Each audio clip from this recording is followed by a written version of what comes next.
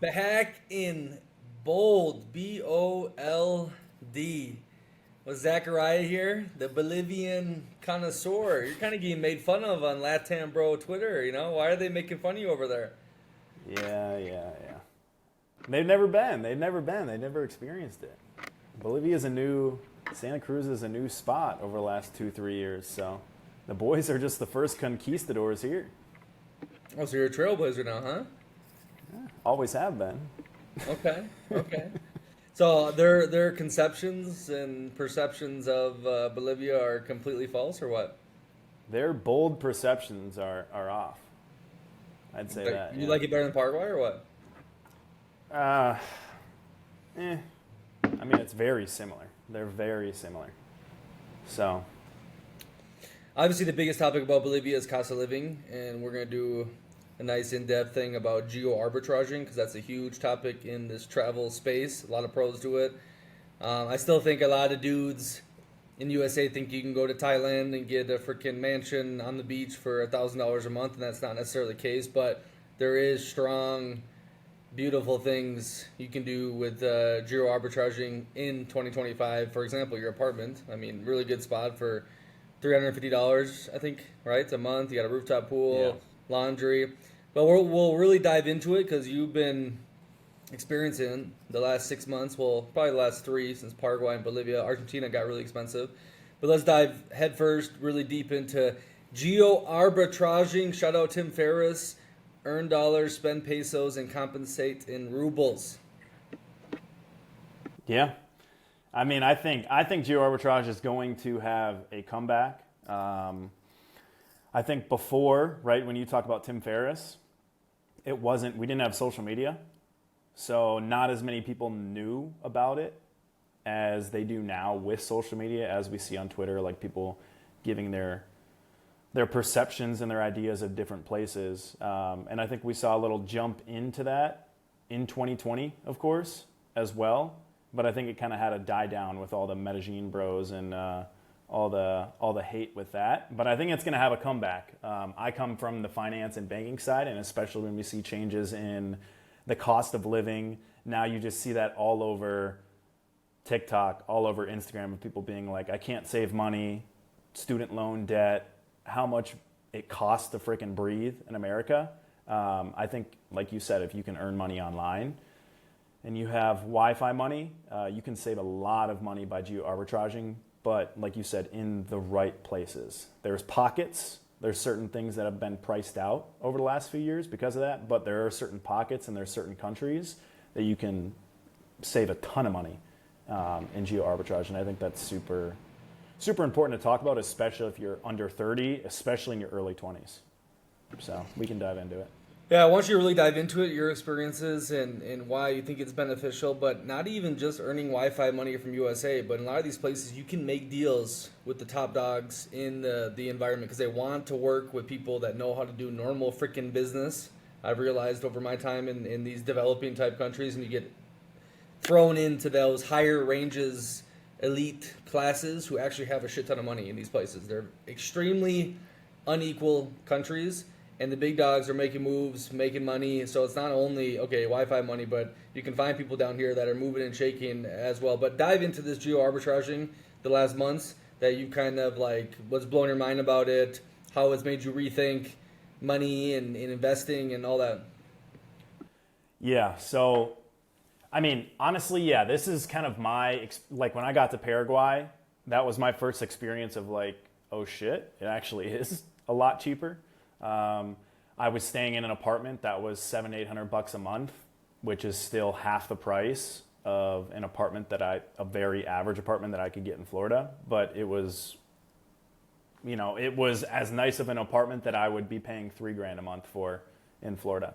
And when you don't have things like a car payment, when you don't have property insurance, when you don't have to pay health insurance, when you don't have 5, 6 different bills that you pretty much have to pay no matter what in the US, you're pretty much just paying for lodging and food. And so when you find these countries or these pockets where you can spend less than $1,000 on expenses, less than $500 on expenses, like in Bolivia, if you're smart about it, you're saving a ton of money. So you could, like my take, I had a tweet about this, is you could be someone that does not have any ambition whatsoever. Like, you don't want to start a business, you just want to be able to have retirement and some extra money and save money. You could make $5,000 a month, work for freaking AT&T customer support remote. And if you go to these places, you can actually save 50 to 70% of your paycheck. You could be the person with no ambition, or you could be the person that literally just wants to start a business, make your way online, try to figure something out and make 5 to 10 grand a month. And you're saving a large majority of your paycheck. And over a span of 2-3 years, even a year, if you're under 25, the amount of money that you can stack and invest during that time, you are light years ahead. You are years ahead of everyone else if you're living in the United States. So I've recognized this, just kind of crunching the numbers, coming from the banking side of things, understanding like inflation and the cost of living, is if you're making $5,000 a month, you're spending $4,500 a month on all that extra stuff, you're not able to save and invest. But if you save an extra $2,000 a month and you're able to invest that, that's an extra $25,000 a year. And investing at average 8%, invest in Bitcoin or alternative assets, like you're looking at multiple six figures over a couple years off investing, where other people aren't even able to do that. And they're also not able to, they're waiting years to then put money into their business. And by then, right, you're kind of screwed. So at this point, I think we have a shorter time frame with all the changes that are going on, and I think geoarbitrage is a huge leverage point if you're willing to do it. And so, yeah, I mean, I kind of have a hard take of experiencing it and seeing it in real time. I'm curious. I mean, you've been doing it forever, and so you've been doing it for what, 6-7 years. So you've recognized it over time. You said your first couple of years, right? You were just kind of figuring it out. You're doing it the cheap way. But because of that, you've been able to save a lot of money, invest a lot of money, have more opportunities, and that's years of you doing it. So, I mean, what's your take? You think I'm on a good little rant there, or what? Yeah, I mean, the rest of the world is pretty poor, to be honest with you, compared to the average American or average opportunities we have. Obviously, now the cost of living has gotten a little cuckoo, but I don't know how bad it truly is because I haven't lived there for a long time, right? But there are negatives, though, okay? And I think you can counteract that if you're hustling and you're networking, but it's hard. Like when I went back for Christmas, the first Christmas I did in 5 years, like all of a sudden I had multiple different meetings with people, you know, doing a lot of different things, saying that, hey, yeah, I'll pay you this to do that, and let's go here, let's make moves, let's do action. You don't necessarily get that everywhere outside of USA, right? So some people say that too. It's like, okay, you go live in New York, and yeah, you're struggling making 200 grand, but also you meet this one person who introduced you to this person, and you're freaking a millionaire in a couple years, right? So what would you say the negatives are of this geo arbitraging? Obviously, people will be like, oh, you're going to die living in a place for $300 a month. You're going to get shot. Everyone knows now, unless you're really stupid, that that's not the case. But are you missing some opportunities, you think? Or with the internet, it's easy to replicate those same opportunities? I mean, yeah, there's an argument both ways. Like a lot of people, even on Twitter, like the relationships that you can build in person or in a big city, like New York or Miami or Austin or San Francisco, yeah, those relationships can be massive. But to be honest, that's less than 0.5% of people. When I'm thinking about the majority of people, there's not that many people doing investment banking and getting into SaaS and getting into venture funding where those cities are really relevant to the relationships that you can build there. So I don't think it really resonates with a large majority of people. I will agree, though, if you're in those cities, you're going to be able to leapfrog into different positions. But most people, if you already have that type of mentality or that's what you've already planned on doing, like you're going to go to those cities anyways. But if you're checking out this stuff and you're looking at geo arbitrage, you know, there's still other opportunities with that. Like we've met a lot of people internationally. You could do business internationally. I think that's a little bit harder for a normal individual. And also I think even if you are geo arbitraging, you can still go back to the US 2, 3, 4 times a year. Like a lot of people in my industry, they do make good relationships and business relationships by going to events in person in the US, and that can be really helpful. But you could still go back, every 3 months, every 6 months, and go to a couple events. Go back for 2 weeks, hit a couple events, and make those relationships, and do that. But you're still saving, a ton of money. Yes, there's the disadvantages. You don't have a home base. You're not around all of your friends, but I would say there's a positive to that as well, because you're making your own decisions and you're building your own self-awareness and you're doing things on your own. But yeah, there's some disadvantages, but I think the advantages of being in a big city, the relationships you build, the different business types of people, the entrepreneurs, it's like you're probably already doing that if you're in those cities. There's no question success rate is 10 times better face-to-face, okay? You can still do it over cold DMs and getting to know Twitter friends. Like, Twitter's pretty good. Twitter has been, like, okay, you can develop relationships on there. But to go back on this, you can still find these type of people, like I alluded to at the start, in the 5-star hotels in the city. Go try to work in the lounge. Go to really fancy places. Graham, our friend, goes to the cigar lounge, right? Okay. People who are smoking cigars, for the most part, usually have some sort of money or know some people. So there's places in all these different cities where you got heavy hitters moving and shaking. In Paraguay, Asuncion, there's a shit ton of sovereign bros, right? That were all open to meeting and moving. And but you had to put yourself out there, okay? Because, yeah, you can make a couple connections here and there through the online world, but nothing hits like face-to-face action. So you have to make up for that missing back home. But like you said too, a lot of people are back home and they're not doing that, right? So I think it is a special mindset, and that mindset will translate anywhere in the world. But it's not like, okay, I walk down the street and there's 10 millionaires in a city in the USA compared to, you see one every once in a while in Curitiba, one of the richest cities in Brazil, right? So yeah, it's a balance. Tell me some of the biggest shocks you've had with geoarbitraging on the road so far. Like you freaking paid for a haircut for $3, or just something that made you like rethink spending money in the past. Like what it actually, how far the dollar and whatnot can go. I mean, yeah, Paraguay and Bolivia. I mean, I'm not paying $50, $60 for an average haircut. I can get my haircut for $10. But I do want to double back on even the being in the U.S., being in those locations and meeting other people to do business with. I think a lot of people recognize this too, is a lot of the relationships that people are even building online in business are still happening in these online communities. There's not, yes, it's great to be in person, and I do agree, it helps, but a lot of that is still pay to play. 5 to 10 grand to get into the room. It's still, I found it challenging in Florida when I lived there to still connect with other people that were kind of on the same wavelength. And it was either like I'm having to pay to get into this, group, a high ticket group, and then connect that way. But still, a lot of people are connecting online anyways, and a lot of people that are building business partners are doing it through these online communities. So there's still ways, and I think that's way more accessible and more options by doing that. But yeah, I mean, there's not as much like old money in-person stuff as before. So I would say you can still do that with the communities, but some of what you had said, the biggest, shocks is just the fact that I'm paying for rent and food. When I came to Bolivia, I would say this is probably the cheapest place in all of South America, Latin America right now. I have a meal prep place that I can get a meal for $2. I get 2 meals a day, super cheap. Delivered, right? Yeah, deliver it to my door, same time every day.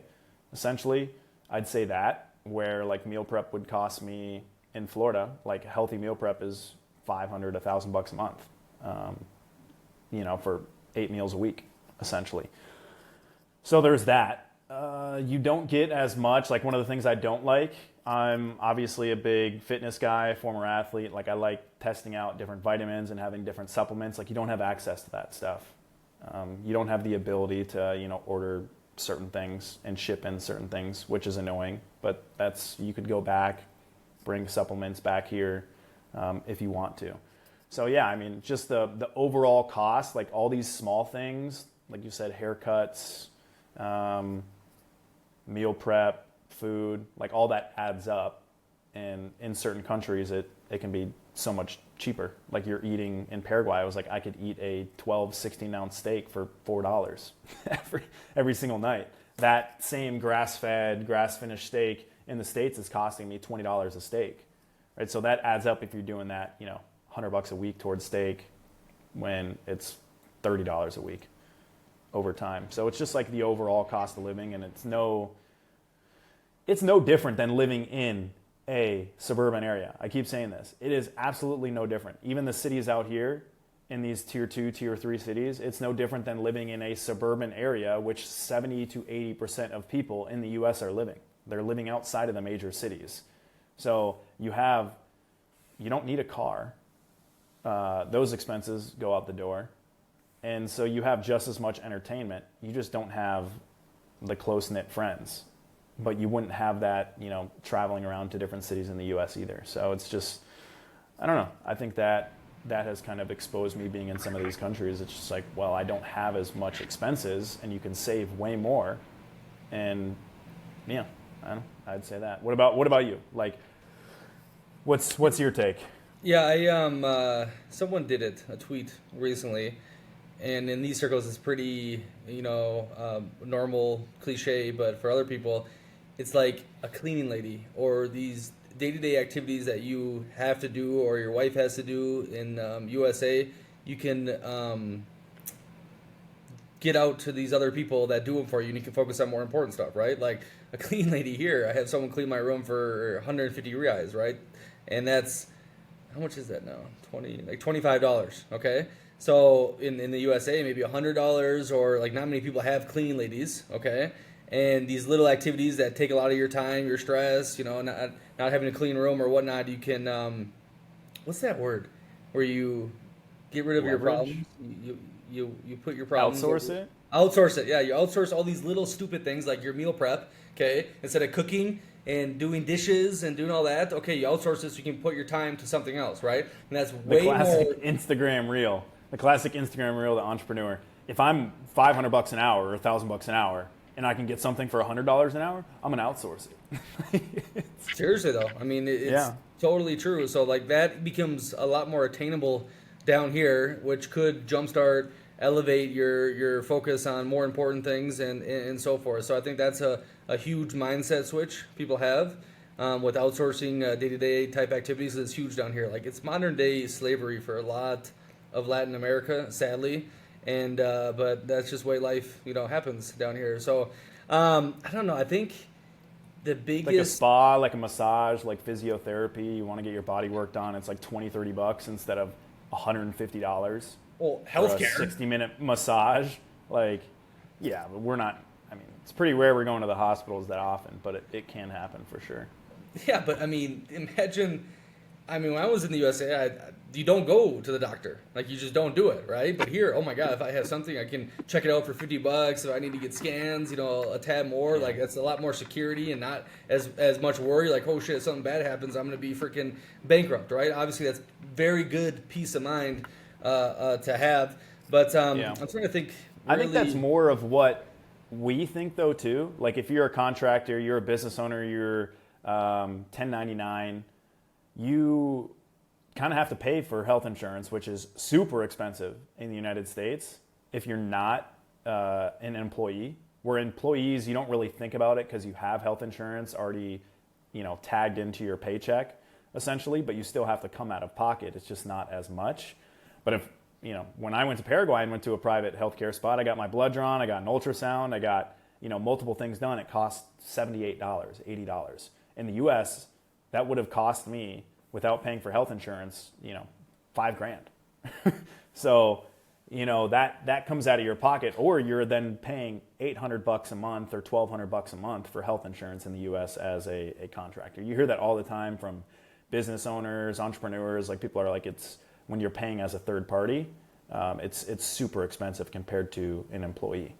Okay, so you're making $10,000 a month. You're spending $2,000 a month, and now what are you doing? You're taking that money, you're investing it, you're getting ahead, you're living debt free. Is that kind of the idea of geoarbitraging? 100%. Like, I've even been making it on my YouTube videos where if you don't see the writing on the wall right now with crypto, like it's going to be a part of the system. And a lot of people are sticking with the old guard, which I have a big argument with, which is, hey, invest in an IRA, invest in an index fund, and you'll be a millionaire in 40 years. Okay, but what is $1 million in 40 years? It's 500,000. You're buying it, the writing on the wall is they're going to keep printing money. Things are going to keep getting more expensive. You can either become the victim that complains that everything, this sucks, it needs to get better. It's not going to get better. That's the way the system operates. I'm sorry. You got Trump passing the Genius Act, which is literally saying banks can hold stablecoins on reserves. Trump wants the United States to be the crypto capital of the world. And so if you can get stablecoins under the US dollar, then that brings in more countries to invest in the US, which they don't want to do right now.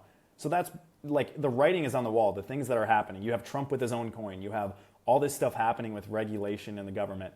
And so I'm saying instead of investing in an IRA and a 401k at 5 to 6% a year, when inflation is 3 times that, you're losing value of your dollar. You should take that money and at least take a little bit of it and invest in alternative assets because it's going to outgrow. Like more money is going into that. So the more that you can invest instead of saving is losing value, saving is losing money right now, you're going to be ahead. But if you keep finding the old guard, which is what worked for our parents, which was the greatest freaking financial growth of all time the last 40 years, $3 to $5 million people are sitting on like normal middle class, like that's not gonna get you retirement. You don't have Social Security.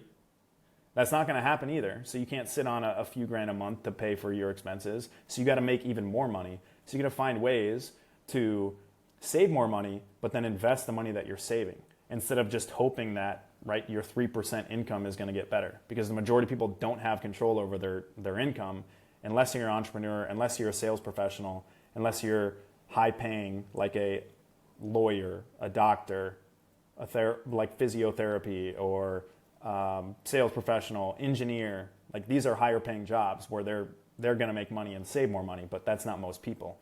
So I think geoarbitrage comes into play if that's you and you want to be able to save money, and it works for the person that does not have much ambition to start a business and they just want to, have a better life and save more money, because the most important thing is that first multiple 6 figures. That's where compound interest gets into play. But if you can't even get to that point, you're spending 20 years just to get to that point, right? So that's where I think it comes into play. It's only a couple year plan. You don't got to freaking live out here for 10 years. You might find out that this is a better life. You want to stay here longer, but you can always go back. It's so sad. Like you grow up thinking, "Oh, it's good to save money," and that's a normal person and thinking about the future. But now it's bad to save money. It's just freaking crazy. But tell me, Zach, it's what worked the last 30 years isn't going to work the next 30 years, and so we need to change our mind and adapt. And if we don't adapt, then people are going to be at 50 and they're going to be like, "Holy shit, I'm still in the same spot." Like, I'm pissed because I listened to what everyone told me. So that's kind of my take on it. So your friends back home and people is everyone barely floating, barely surviving? Is this a common thread you're seeing with people or is it just online? I really don't know how the average dude our age is doing in USA right now, but what are you hearing? No, I mean, my friends have all been, pretty successful. A lot of them have sales jobs, so, they're making 6 figures. A lot of them have girlfriends or wives as well, so, they're dual income. So I think they're doing fine.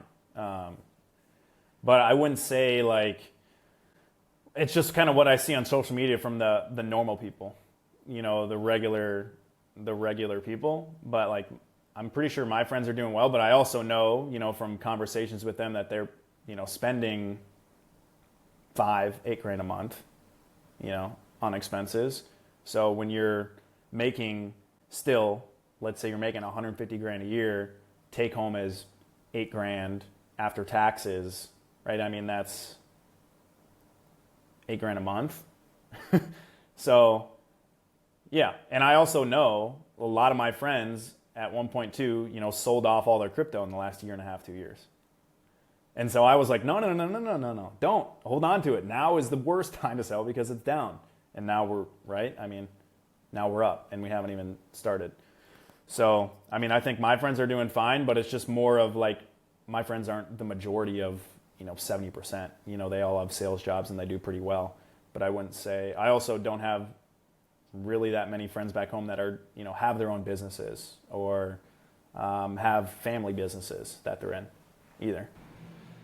Let me ask you about this expenses geo-arbitraging. How are you breaking down a budget? How are you, okay, I can treat myself 3 times a week, or what's your mindset on this thing? Because a lot of dudes, they start traveling, oh my God, a freaking pizza is $3 and drinks are $5 and I can live like a king, and they lose their mind. How are you balancing the cheapness with, survival and keeping it going? I mean, I don't set that strict of a budget, to be honest. I will say though, in places like this, when you do gotta pull out cash and whatnot, it can go quicker than you think, but it's like a couple $100 more. It's not like you're spending a few grand more. So it doesn't take that much hit of a budget. I mean, have you budgeted? I remember you said when you originally started traveling, right, there was kind of more budgeting that you were planning or certain things that you were planning. Are you budgeting now? What did you do previously when you started? Yeah, I was a lot more conscious about purchasing things and finding deals, which I found fun, different hotels or cheap flights and so forth. Around $2,000-$3,000 a month when I first started traveling. But now, yeah, I mean, I just make sure each month I'm investing, okay? As long as I keep throwing money down places, I'm fine. But now I don't really look at the prices as much, especially in places like Brazil and in Latin America where it's not too crazy.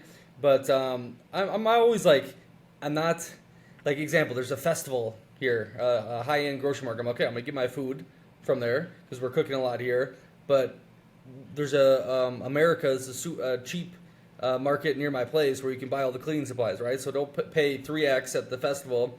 Let's just go get the cleaning supplies at the Americas for the cleaning lady, right? So I'm not retarded with money, but like, example, I posted this the other day, like when I buy luxury stuff, like I like buying nice stuff that I know I'm going to wear for a long time. I know like it's going to mean something because, you only have 2 suitcases unless someone comes visit you, then you give them stuff, but you're very minimalistic, right? So you're not just buying free willy a bunch of stuff because you won't use it, right? So when I do buy something, it's usually super high quality. I know I like it. I know it's going to be worth it. So I bought those shoes. I posted about it. Freaking beautiful shoes, bro. Like fish leathers. Some like Tribe makes them in Amazon. I don't even know, but it was super cool. So I think spending money on experiences, of course, over material things, it gets there. But as long as I know, like each month I'm throwing money into Bitcoin, different crypto shit, stocks, like just building something, investing in the bull perceptions, investing in other business stuff, then I'm fine. Like I think too, it's crazy. Like when I was living more like about money, thinking about it, I wouldn't make as much. But when I stopped caring, really, or just started, throwing the money down, like more money comes to you, right? A lot of dudes talk about this. It's like a thing in your mindset where if you're being a fucking cheap bastard, like your life is going to be cheap. But if you start just being more free and Hakuna Matata about it, money just flows to you. And I've really taken on that mindset without being just totally, completely stupid about the future. Yeah, it's the law of detachment, right? The less you're thinking about it, the more that it flows, right? But I would, I agree with you on that. I think my dad's an accountant. He's always been someone who crunches numbers and always tries to find a deal. He's never buying anything new. That's something that's ingrained in me. So I've always been the exact same way. I'm always finding deals. I'm always, seeing what the best option is. And that is one thing, the question you asked before, which is kind of a shock of geo-arbitrage, is what you notice for sure when you start doing it is materialism. How much you do not need half the shit that you used to have, that you used to spend, that you used to buy. Now that I'm out here, I'm all I need is a freaking dope old school Land Cruiser as a car. I don't need a fucking AMG or a 6-figure car. It's very when you are in the States, the spending is not even on the investments. It's just they're buying more clothes to have just new clothes, to have a new outfit every day at the gym. You know, it's just extra stuff. You just keep buying extra stuff. You have the easiness of Amazon where you could just order anything and it's at your doorstep. It's that what ends up, you know, breaching the 3-4K a month, 6-7K. That's what people are just buying things to buy things. When you're out here, you recognize, like, I don't need all that stuff. First of all, I'm traveling with things, so you have to be smart about what you're traveling with. You know, you're not buying a pair of shoes every month. You know, the people that have 40 pairs of shoes, you know, you don't need that. So that's one thing as well. It's just the materialism. You start understanding that there are things that you like that you don't need to spend on. It's a more simple life without 7,000 things that you're traveling with. Yeah, I said about 10,000 times, and that Fight Club quote is 100% true. The things you own end up owning you, and it takes away a lot of your mental space, your happiness, all that. I mean, when I left to Denmark, I packed like 4 fucking suitcases, and I barely wore any of the clothes in there. I barely used half of it, and now I can go months on end with a carry-on bag. Like one you carry on to the plane, not a full check-in, but I travel year-round now with one big bag, check-in, a carry-on, and my backpack. I mean, yeah, it's crazy how much shit I used to buy growing up in USA, especially from thrift stores and all that kind of stuff. And storage unit business is massive there. I do think there's a balance to it, like you own nothing and be happy type thing. I don't want that to happen, but as long as you're kind of building in different areas of your life or creating things that have meaning, like a lot of the material stuff is not. It's very eye-opening once you hit the road and realize, okay, wow, I've been trapped by a freaking 5 different pairs of jeans and humidifiers and weird lamps and just stupid shit that you don't really need at all. Yeah, I made a comment on some dude on Twitter, Wi-Fi Money Planet or Plant or something like that, where he was like, I don't know, mid-20s guy, and he was talking about purpose and like, I've made a lot of money and not sure like what this provides, and then like relationships are faltering and all that stuff. That every freaking I know there's some people that literally just like tweet like depressive shit like that, but I think I'm gonna try to pull it up here, honestly, because that is kind of when you do start traveling and geo-arbitraging and you are in your mid to late 20s and you start kind of recognizing how everyone else is like operating, and just all of that. Like the most important things are the experiences, like you talked about. The most joy you're gonna get out of, you know, making money is like the freedom and the ability to create experiences. So the great thing about geo-arbitrage is you meet new people, which kind of gives you that new excitement. You get to go on new trips and see new places, which gives you that excitement. But the most excitement that like money provides you as well is the opportunity to like go on these weekend trips, take people on new experiences, take girls on new experiences, and you get that kind of, you know, young jittery feeling again, where when you don't do that, your emotions kind of fade. Like as you get older, it's not as strong. And that's like where you can kind of reignite those emotions is through those experiences, which I think is another great thing about, you know, geo-arbitrage and traveling. And either way, as you get older, you know, a lot of people are going to be getting married. They have other obligations. Like you're not going to be hanging out with your friends all the time. You're still going to the same places. It's good to break up that pattern. I don't think I've had as much fun like hustling with the dating than I did in Italy, getting a €5, really still good wine in Italy for €5 from Carrefour, and going to a park with a blanket and having one of those dates instead of going to a fancy restaurant. I did the numbers here with ChatGPT, and I'm like in 0.001% of income in Curitiba, which is a pretty developed city, whatnot.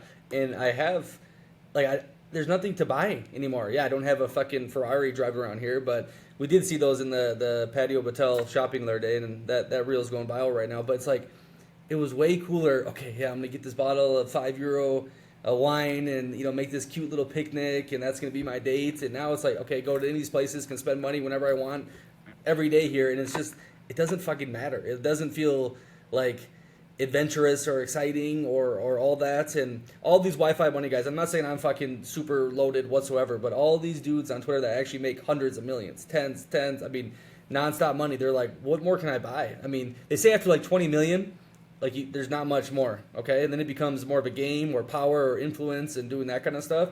But yeah, I think maybe that would hit people when they start traveling and they feel like a king in some of these places that are super cheap. Is like, damn. I've said this for a while. When I went to Florianopolis and in Brazil, 2021, I was living how I thought I would need $10 million in Miami to live. Like, I had a beautiful place right on the beach. You're renting yachts in Floripa? Yeah, they have yachts there too, but I didn't take a yacht. But they had everything you fucking like. I needed. I feel like a king. The most beautiful women. I was getting so much sushi delivered. Somewhat solid wine. The Chilean wine in Floripa was decent, but like I was doing whatever I wanted. I'm like, what? I thought I needed millions and millions of dollars to do this, and now I'm doing it, and it's not that great. I don't. I mean, it's fun. I enjoyed it. I'm glad I did it, but this is life. This is what is meant to happen. But there's people that wait their whole life to make that money, and then they do it. All the 20, 30 years of working hard, and after a couple months, they're like, holy shit, I spent all that time to get to this point, and I'm not fulfilled whatsoever. So I don't know if that made a point, but I think it was interesting. I mean, I saw a reel that I made a little trial reel on of like them asking people over 50 what they wish they would have done when they were younger. And it was like travel more, go out there, travel more, go see the world. The thing is, there's a lot of things that we've done as well, like at this age in our 20s, you're not going to be able to even do, even if you go to these places in your 50s and 60s. Like we just went to a place Semi-Pata, like 3 hours away, like at the foothills of the Andes, and we did this sick hike.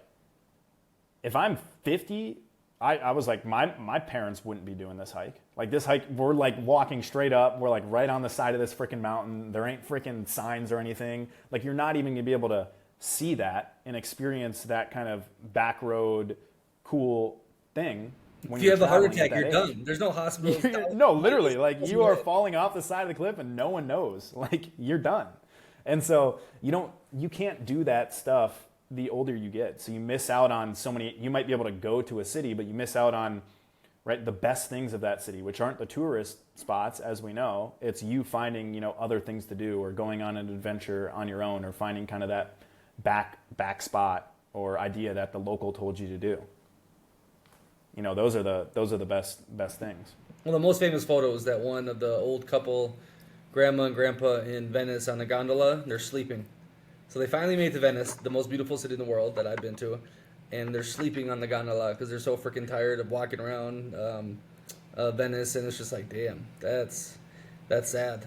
That's really sad. So I think those type of epiphanies hit you when you try this geo-arbitraging travel type life. I mean, obviously we're completely unbelievably blessed to have those opportunities compared to the rest of the world. And these people, like, I posted that reel. You see that reel where I was showing the Ferrari and the Valentino Dolce Gabbana in the Curitiba Mall? All these Brazilians are commenting on there like, yeah, that would take 200 years for all of us to afford. This is just like to slap into our face that the 0.001% of Brazil owns everything and the rest of us are freaking dirt poor, right? And a lot of it's somewhat of an excuse because I have an AI guy that's building this really cool app. I got to talk to you about it. And he's doing that. He's getting American clients. He's a Brazilian, right? So, like, there's ways out of it now with the globalization and all that. But a lot of these people, like, in these countries, like, Americans think they have it bad right now. Like, these people are, I mean, they're paying for their groceries in 12 installments. They're paying for their monthly groceries over a year. Like, it's like the Klarna DoorDash paying. Yeah. Like split paying DoorDash. But that's the thing, too. Like, you realize how bad, like, some of these governments and how bad the inflation is. And, like, I recognize it because I'm a part of America and I recognize the banking system and the financial system. And, yeah, it's bad for America. But, yeah, these other countries are way worse. So if you're in those places and you are making a above average salary and you have inflation at 20%, like, that's not good. So, yeah, America's in a good spot compared to the majority of the world. But from what the epitome of Americans think of, like, wealth and, like, retirement and, like, future stuff, like, yeah, they're in a tough spot for what they believe they're going to get. too. So it does open your mind to like how government works and how these other countries are, that's the reason why Bolivia is cheap right now. They don't have US dollars. So if you bring US dollars, like, yeah, you're getting a crazy rate. So Yeah, it's a total shit show. That's another way too. Like if you want to really geo arbitrage, you got to go to the places that are in trouble. Luckily Bolivia is not like dangerous from everything I've heard from you guys, and Santa Cruz is kind of an outlier of a city there. But if you want to really stretch the dollar, you got to go to some places that everyone is scared to death of. But like you usually find out, it's in certain parts, and the tourist person never even comes close to it. You know what I mean? So, when you guys are going to Bolivia, everyone's like, you guys are, oh my God, the government, there's no gas and cars are going to stop working and you're all going to die. And what I've heard from you guys is the complete opposite, right? So yeah, that's another big point. It's also like you hit the expat groups or the Facebook groups and you ask questions. Like there's people literally living there. There's people that are like moving from the US to Bolivia, to Paraguay, to these countries for retirement because they know that their dollar's going to go further and they can have the same simple life here as well. So you ask those questions and you get a good grasp of everything. And before we came, like I was asking a ton of questions. I'm a top contributor in the Bolivia Facebook group because I asked so many questions. Like, yeah, I mean, you can get a good grasp of the land anyways. I will say this though, okay? For the geo arbitrage bros, things switch fast. So you can't get too comfortable. Like Argentina was the most dirt cheap place in the world freaking end of 2023. And when we went there, it was more expensive than Munich, Germany, right? So like you have to strike while it's hot and don't get too comfortable because things change fast, right? Like Brazil was very expensive 15 years ago. It was like 2 to 1, the real to the dollar. Now it's freaking dirt cheap. I think it was still more cheaper when I was in Floripa in 2021 because of COVID, but the rate was 4.5 to 1, and now it's 5.5, right? But that doesn't even matter. It matters what you can get on the ground with the money, right? So one day's dirt cheap paradise, the next day it's dumb expensive. Or you get places like Medellin, which you need to go and you're gonna love. It's so funny. Joe, he's kind of like a hippie traveler, the guy driving from Alaska to Argentina. And he's like, oh, I know I won't like Medellin. Like, I got to go to some weird Bucamaran and all these funky ones. I was thinking Manizales, Bucaramanga. Yeah, all this shit. I like hitting the tier 2s outside of it. Yeah, but now this guy who's been to all these weird places in Central America and whatnot, he's like, I love Medellin. You were right, Nick. I said, yeah, I know I was right. But anyways, Medellin is super cheap outside of freaking the high touristic areas where you got to spend $3,000 for a nice place in El Poblado. Like Lorella's, I had a really solid spot. I don't know what I paid, but it was like 2 weeks and maybe $500. I don't know. But I mean, the food, the Ubers, everything was dirt cheap. And I'm like, what? I thought the Medellin was crazy. Then I go hang out with my friends from Twitter on in El Poblado.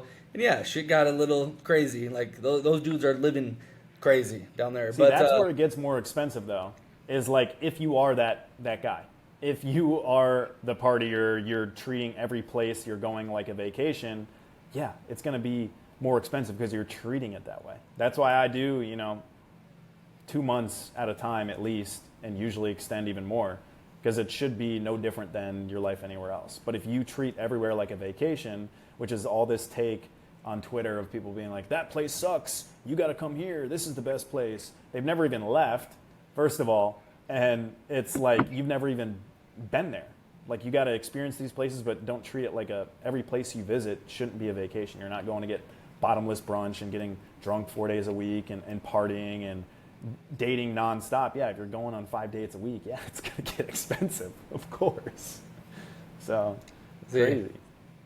Yeah, but the point was like even these really popular cities, you can still live closer to a local, or you'll never be local type prices for sure, but you can find a way. But then it switches too. Every country will be freaking, especially in these crazy economies, you got to time it right if you're going to play this game of saving a lot of money. But for the most part, outside the USA, the world is way cheaper. 95% of the world is cheaper than in the USA, and you can make do with it, especially if you live a normal life. Like you said, if you're going to treat it like, hey, work during the day, still go out to eat, do some nice stuff, but Yeah, if you go crazy, you can spend a lot of money anywhere, right? I mean, even the major cities are 20, 30, 40% cheaper than in the U.S. Like, even Argentina got expensive for Latin American standards, but I would still say it was 30% cheaper. Like, food on the ground, you know, if you're buying food from the grocery store, still much cheaper.